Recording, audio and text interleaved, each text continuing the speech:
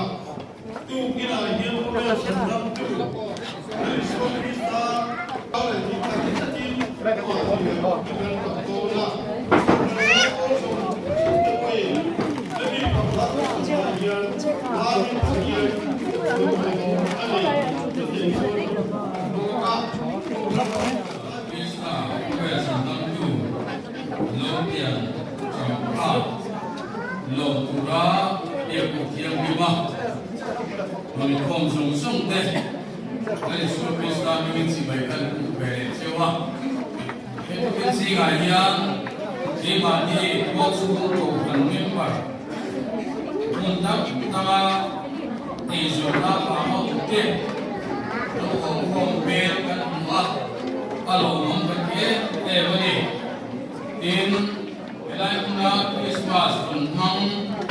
bel kan hua in Java koran min si mai kan lo te chuan buai na ni in nei te poi kan antia kan nim vio in nei ka kan se ma ram kan te a nu na lo te kan buai a khoi he mo a him na be ro ti tur ni cho wa cho lim na ngai ko fang ko tu na le na ki na ta ko lim na tak ki cho ni na ta la cho pathian thu chau lo ni